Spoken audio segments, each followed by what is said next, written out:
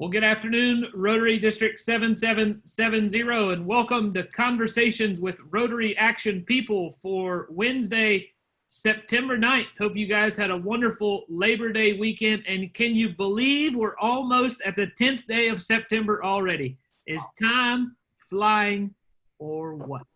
My name is Donald Hovis, your host here for CWRAP. I'm from the Chicora Rotary Club in Myrtle Beach, South Carolina. And our program today is all about corporate fundraising during the pandemic. And our featured speaker from the Carolina Forest Sunrise Rotary Club near Myrtle Beach, immediate past president of that club, Mr. Terry T.J. Egan. Terry, T.J., thanks for being with us today. It's great to be with you. I feel like I'm with family after all these Wednesdays together.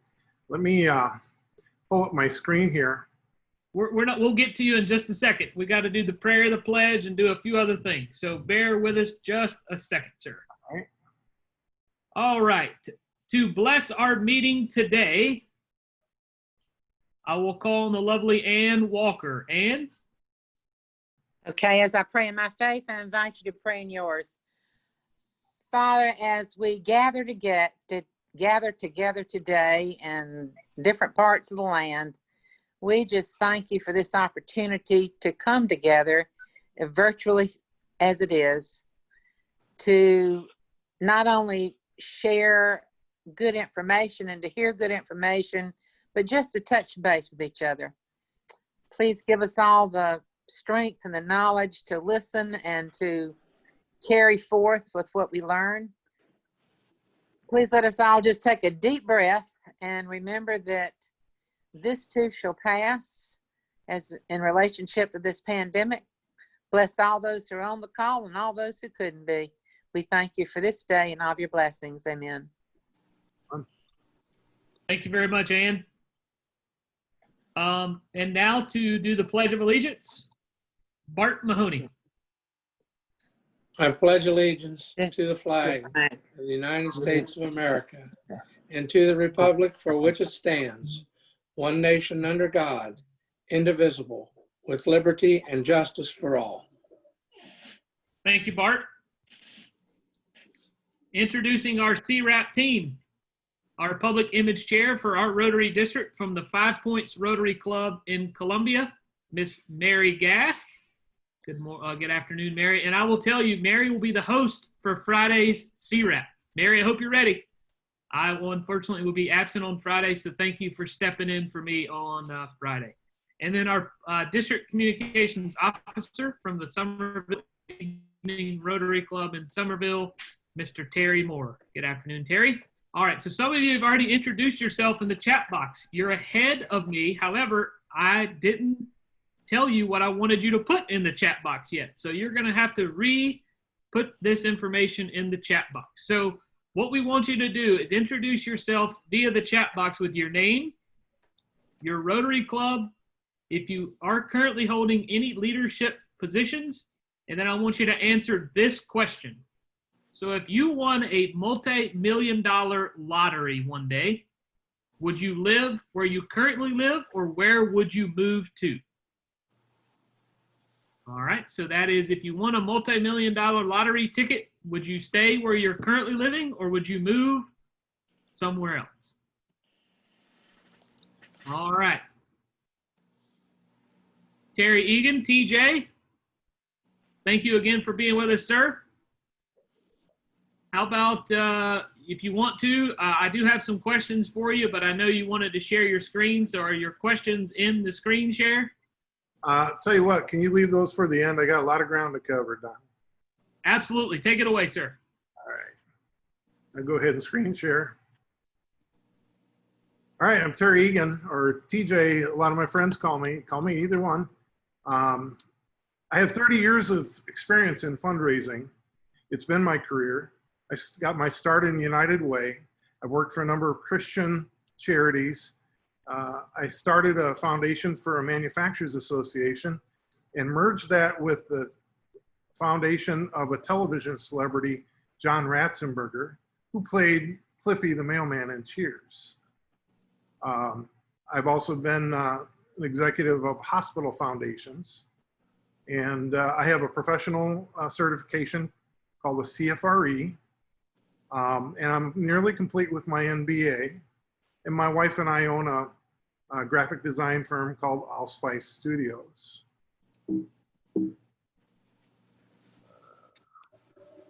I'm just for today's purpose, I broke fundraising down into 3 different areas of focus. So we're talking philanthropic, social, and transactional. So pure philanthropy is led with a cause. No goods or services are received by the donor. 100% charitable deduction is received by the donor when they make their gift. And there's also a potential here under pure philanthropy for potential planned giving, and that's through your estate usually.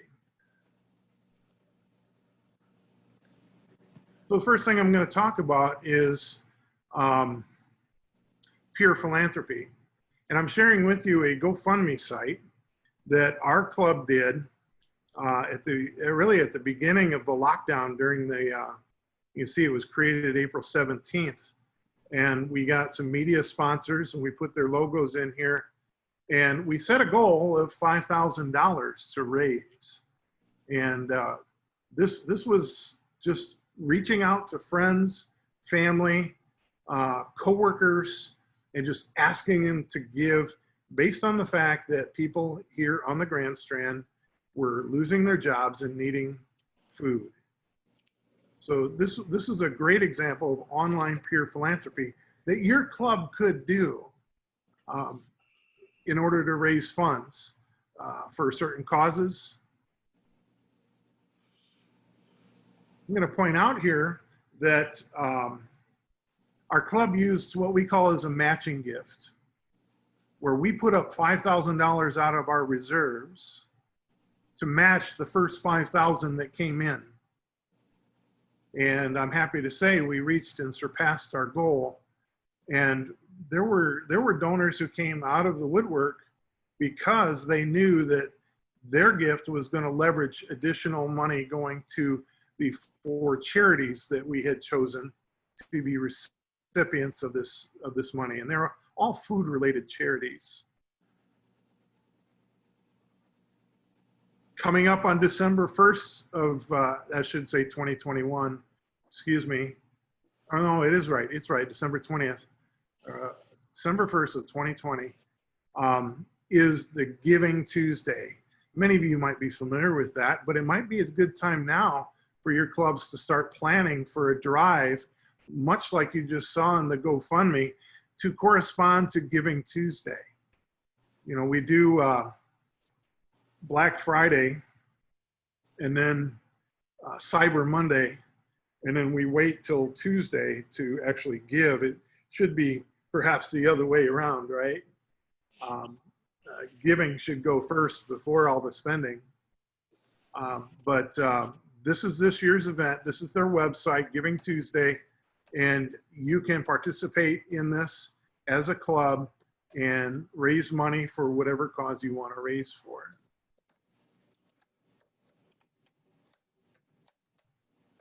Pure philanthropy often happens with the larger gifts coming in as appreciated securities, or what we call stock.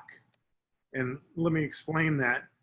You might think that the economy is so bad right now, it's not a good time to give. I see the market, though, has been really performing well up until what, the last few days, but it's rebounding today, by the way. People are sitting on stock that has grown for them. And the reason you want people to donate stock is you don't want them to sell it, because when they sell it, they end up paying capital gains on the appreciation that they've had over time. Instead, have donors transfer it to your charity.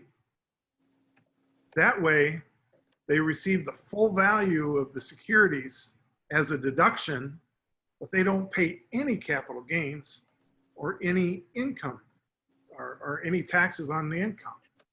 So It's really smart to do it this way. High net worth people usually donate securities instead of giving cash. And this is one way that my wife and I contribute to our own church, is through appreciated securities.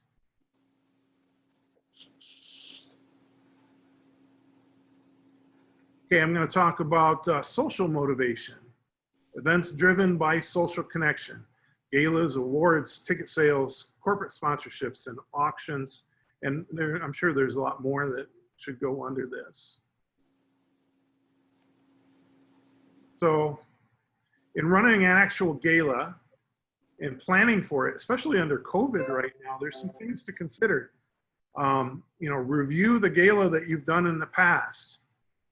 Think about peer-to-peer campaign instead of an actual event, and have table captains still representing your organization.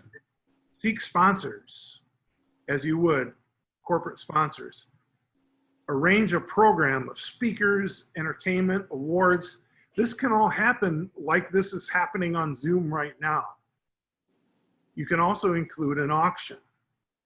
It can be both online, and you can have it done via the Zoom as a live auction.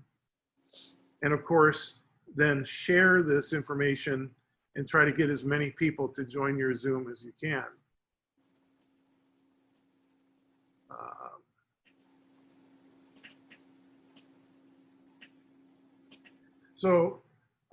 I grew up in Illinois, and I looked at a post from a friend of mine for his Rotary Club, and I think they had, let's see the date on this. They had a gala, but they did a reverse gala where they did not hold the event at all. Okay, but they contacted their regular donors and asked them to give. You know, they don't want you to join them. So I will not attend is to cost you $10 to $20. My companion and I will not attend, 20 to 40. And you can see the list on here. I will not donate a pie. I will not buy 50-50 raffle tickets. These are all things that you would normally do during a regular, when you're not under a pandemic, right? But people will see value in this and will say, you know what, normally I do buy a couple tickets, or I buy a table, and I get raffle tickets, and then I do this and that. And then they just click donate now, and they can participate in the non-gala or non-event. I thought it was pretty clever. And I'm seeing a lot of this happening around the country, actually. Okay, here's another event I found. This was just on LinkedIn. 25th Annual Croquet Ball. And here it's September 12th, right? So they're not actually holding the ball, but they're doing it, a whole online thing, and auction and everything else. So they're moving forward with it. Here's another example of a virtual event that's taking place. This ministries that's doing this, you know, it's their annual ball. This year they made it, instead of the blue jean ball, which it normally is, they've turned it into the pajama ball. And you join in the Zoom and you have your pajamas on, right? And you're gonna do a lot of the same things that you do while at a ball. They're gonna have speakers, they're gonna have awards, they're gonna have perhaps a band play. They may have a keynote speaker. I didn't dive too deeply into this, but you get the sense that they're actually kind of making light of, making fun of their situation, and just doing the pajama thing.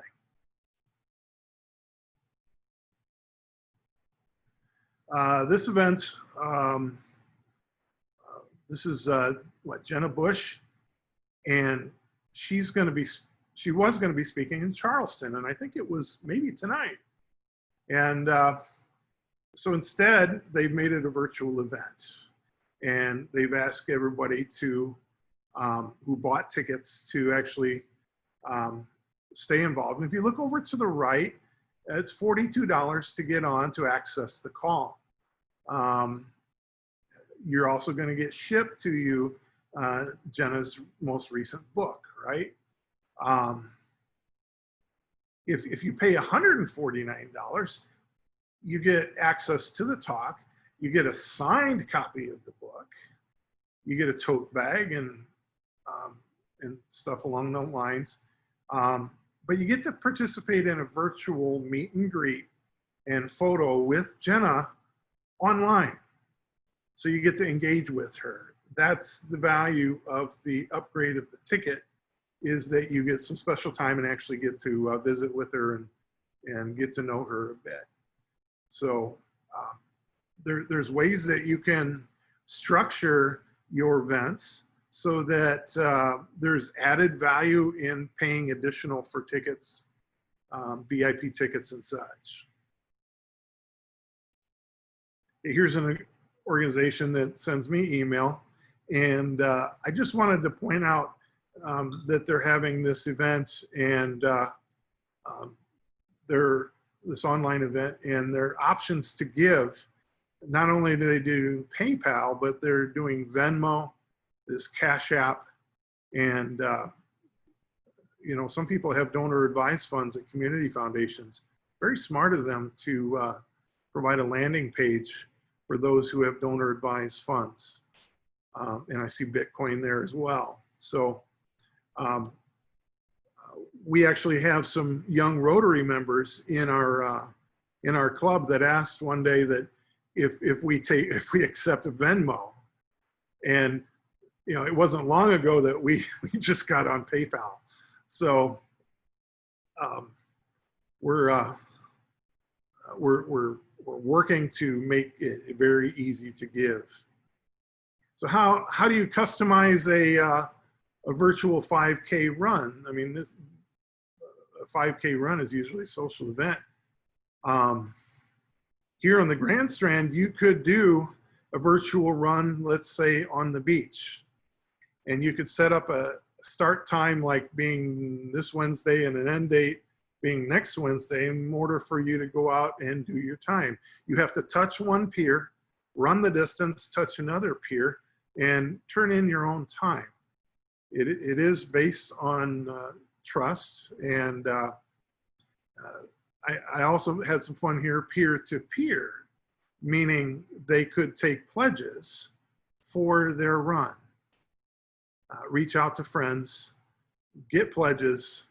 The more that they get donated in their name or under their sponsorship, the more they're available to win prizes and such online. They can contribute their money online. Their friends can pay online. They submit their results, and then the Rotary Club posts those results online. You can send them t-shirts and a medal in the mail. You can do a whole lot with social media. And if you look at this, this is a Rotary Club that's doing a virtual 5K. And there is normally called Park City, and they're calling it Bark City in order to encourage people to participate. They want you to run with your dog. So an added twist, a little bit added fun. It's kind of hard when you got 500 people or 1,000 people running a 5K for everybody to bring their dog. But in this social distancing type situation, it's really quite easy to run with your dog. So they're taking advantage of some things that maybe normally wouldn't be involved in a 5K. Let's talk about customized golf outings. That's one of the things that, I mean, a lot of our clubs have golf outings, and I know that we canceled ours because of COVID, and I think we kind of regretted it because it is one activity people can distance and participate in a healthy way. So what are some of the things you need to do? Disinfect the saw. Is stagger your tee times. perhaps one golfer per cart, mask while not on the course, unique masks as part of the gift bags, hand sanitizer stations, no banquet at the end, online real-time scoring so people can understand how they're stacking up. And of course, we want corporate sponsors and perhaps a hashtag for everybody to go in and see the selfies from all of your players during the event and at the end. Okay. So here's a virtual walk, another one that's taking place. Same concept as they say it. They set up a course, you go and participate, and then submit your results and support the club, right? Okay. The third thing I was going to talk about was transactional giving, and this is receiving a product or service that somebody might have already needed, right? This is in lieu of spending at the grocery store or what have you. A lot of people participate in these transactional fundraising based on the fact that they negotiate with themselves, essentially giving themselves permission to spend the money because it's for a good cause, and they're still receiving whatever it is that the club is selling or what have you. It does require goods or services to be able to, I essentially see this as a barter. So what are some of those product sales? T-shirts, cookie dough, pizza, candy, sausage and cheese, fruit, boiled peanuts, any type of comfort food. I know that when I was growing up, I used to sell more candy bars than anybody else on the baseball team, right? Same concept, something that you can do, does not require large crowds. You can certainly social distance this. And of course, these companies are making it really easy for you to do it online and with your friends. You know, you can buy Girl Scout cookies now from a Girl Scout in California, and they're delivered to your house through their online system. So I like participating in online auctions.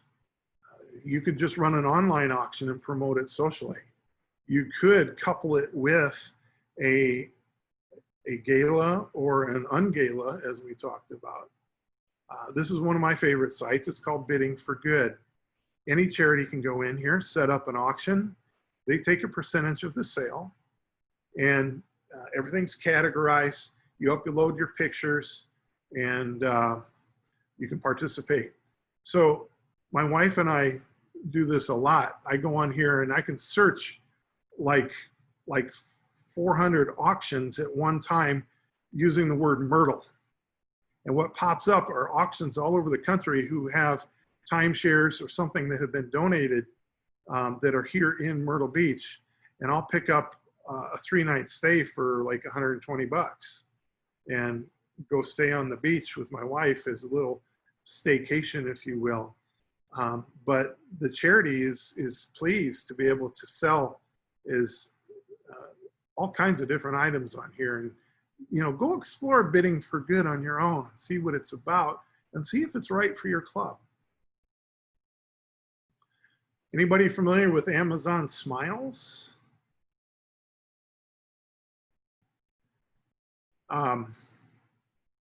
If you look right here up in the address, it's actually smile.amazon.com. So it's a different interface to their same system.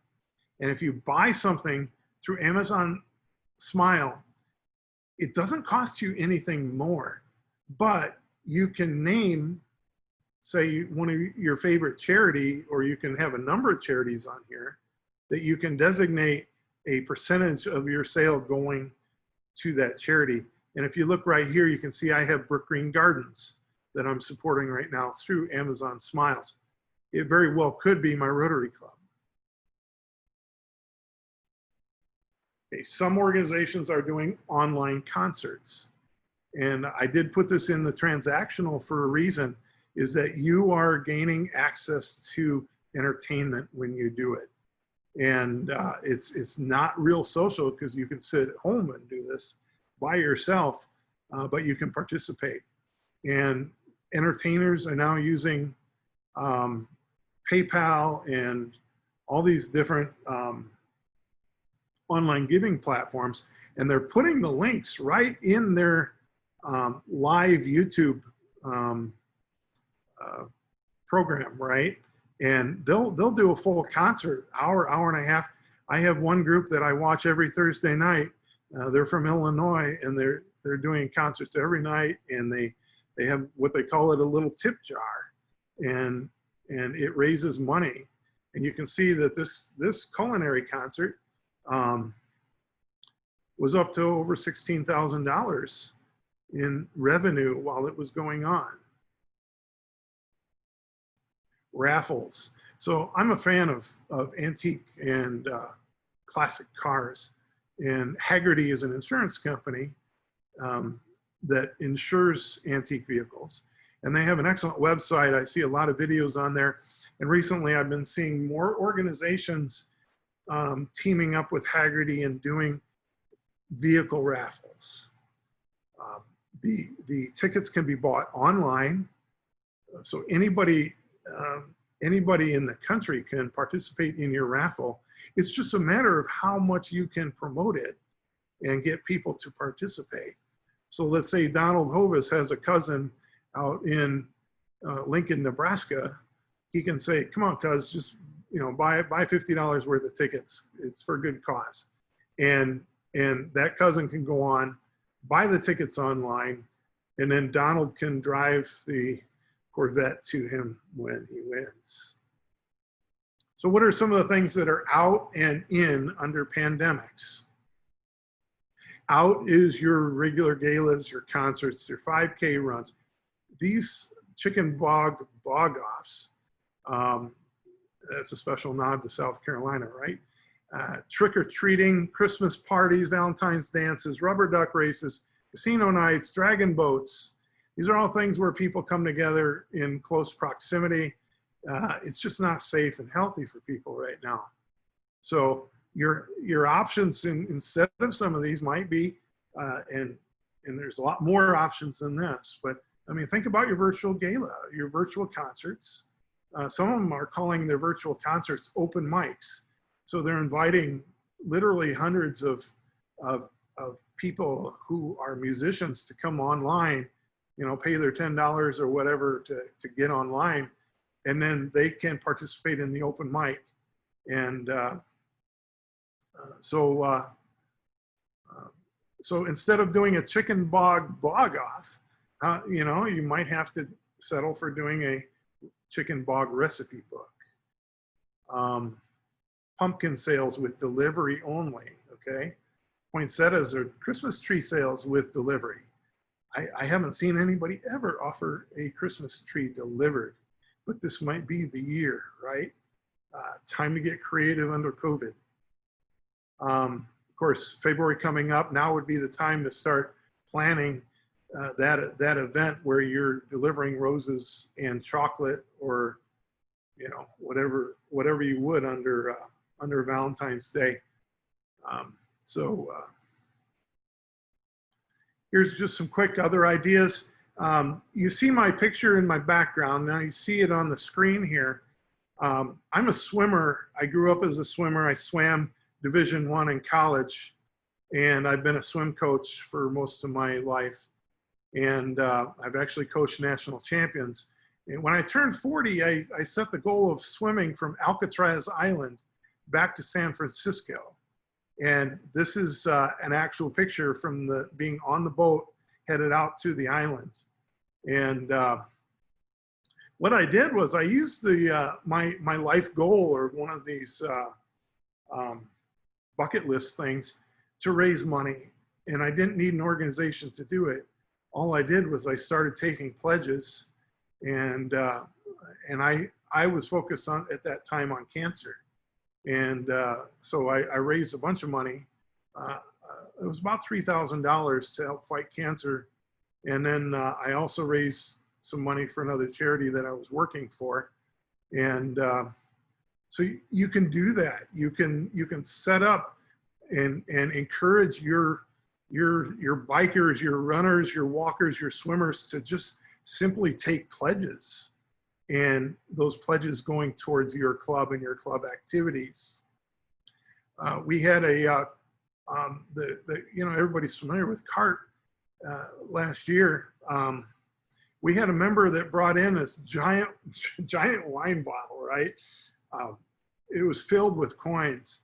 And we started every meeting, just really encouraging people to bring coins, and it started to build up. And when she brought in her bottle, it was over $450 in coins. It was a simple thing to do. It was just a matter of promoting the CART and getting people behind it and making a big deal of it in our meetings. But we performed better this past year than we had in previous years for our CART fund drive. So what's a virtual craft night look like? You know, everybody pays $20 to participate, and they have to get their own paints and a canvas. But then you have a special artist, maybe a regionally known artist, lead that Zoom call and actually lead everybody through doing like a wine and design kind of event, but do it virtually. Do it for your club. Raise some money. People are going to have fun. You're going to create community that way, and you might even create some new members out of it. You can see the other things listed here on the left. And at this time, I'm just going to leave it right there for questions. Donald, are there any questions?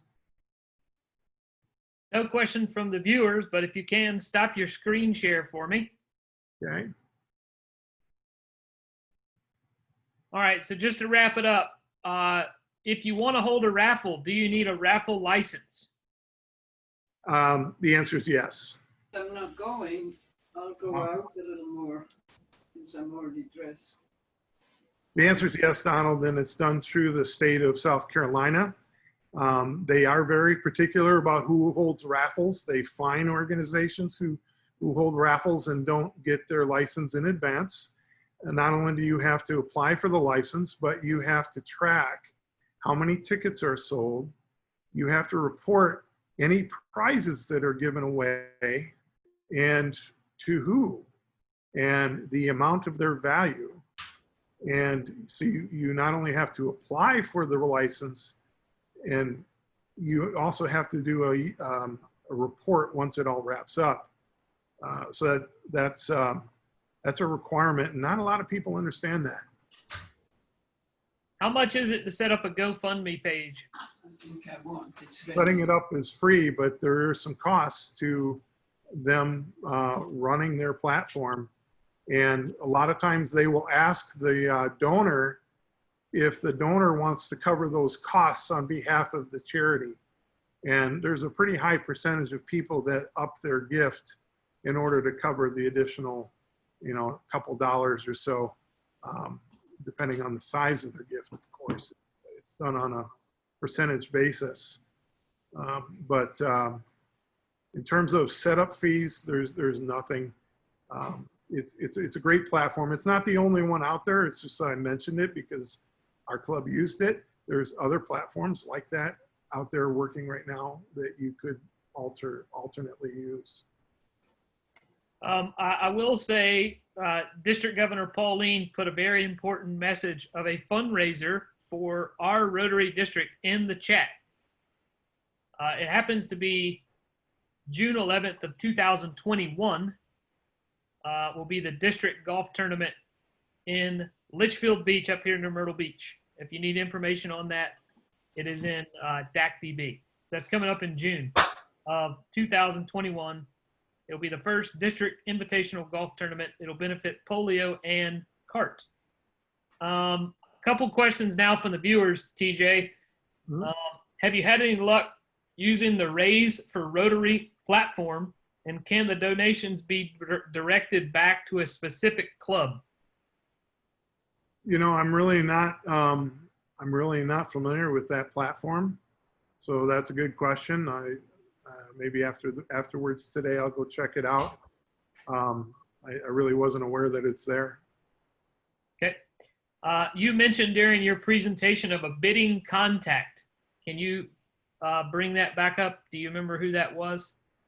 This is coming from a viewer. It's in the chat box. You can see the question for yourself. It says, remind us of the name of the bidding contact he gave us. And then these folks also want your contact information. Can be found in DACDB. Yeah. As Terry is a member of our Rotary District. But if you want to, Terry, just post in the chat box your contact information for everyone. Sure, I can do that. I think the platform that you were probably talking about, the bidding platform, is called Bidding for Good. Bidding, FOR for Good. And I'll go ahead and put my information in here. All right. And then as you're doing that, I'll give you just a second. Someone would like to know the most interesting event you've ever held in types of a fundraiser. Oh,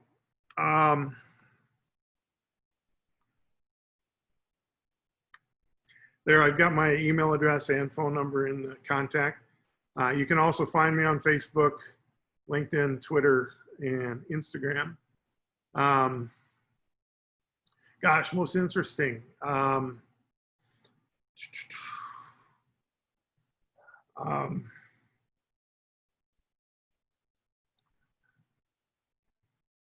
I took John Ratzenberger, who played Cliffy the mailman in Cheers, to a trade show in Las Vegas once. And it was a huge machine tool trade show, literally miles and miles of rows to walk. And then we had an after hours after that event. And we had more people show up than the fire marshal allowed. So that was perhaps the most interesting. I've held auctions that have literally filled gymnasiums, where you've had silent auctions and a live auction going on at the same time. It took several years to build that event up to what it was, but it was a small community of only 4,000 people. And, you know, we would get 500 to 600 people show up in that small gym at a time. So it takes, and let me talk quickly about the life cycle of a fundraising event. A lot of times, just like any business has a life cycle, so do fundraising events, where people participate for a number of years. And as the years go by, if you put it on a curve, that curve just goes up in terms of the participation level. At some point that it peaks, and people begin to say, well, I've been to that event before. Yeah, I'm not going to go this year. And you start seeing some leveling off. But then you can also revive, depending on those volunteers that you have involved, how hard they work on promoting the event, and how much you obviously spend in promotion as well. You can have several swings or life cycles to an event that I've known golf tournaments that have lasted for over 20 years. They've had their cycles, but they continue to run them and run them well. All right, let's see here. Yes, you can add the Rotary Foundation to Amazon Smiles, so that can definitely be added. Let's see here. You sent over a couple things. So what should I expect to receive when I donate? Okay. So let's talk about that. When you go to do your taxes at the end of the year, if you bought 2 tickets to the gala, to your Rotary Club's gala, those tickets are not deductible. The charity can tell you how much the meal was worth and how much the entertainment was worth, and they can give you what they estimate as the benefit that you had. So let's say you go on a really nice event, let's say the Heart Ball here in Myrtle Beach, and what are the tickets for that now? Are they what, a couple hundred a piece? Yeah, I think they're like 150 a piece. Okay. So the meal might have cost them $40 to serve. Open bar might have been another 20. Entertainment might have cost another 15. And this is just based on your ticket alone. So, you know, you might have had $75 in benefit that you received for spending that $150. So the charity can give you a $75 deduction receipt. Do you ever see something, you've written a check to a charity for tickets or whatever, if you receive the benefit out of it, don't expect to receive the full value for deductibility. Is that clear? Clear. Great information today, TJ. I want to call you Terry, though, and I'm always going to call you Terry. That's okay. But we do appreciate you coming on and sharing your knowledge with us about fundraising. I would love to have a personal conversation with you, as you probably saw in my Facebook video last night, trying to raise some money for breast cancer awareness as a person. So I would love to have a conversation with you, maybe pick your brain about some ideas that I could do. Let's do it. So do appreciate everyone jumping on the call today as well. And a reminder, we do these calls 3 times a week, Mondays at 11, Wednesdays at noon, and Friday at 11. Coming up on Friday, Mary Gask will be leading the call, and she has a gentleman from her club in Columbia that is going to be talking about wine. So if you like wine, you probably want to be on Friday's CWRAP at 11 o'clock. So I'll end today with the Rotary 4-way test. Of the things we think, say, or do, is it the truth?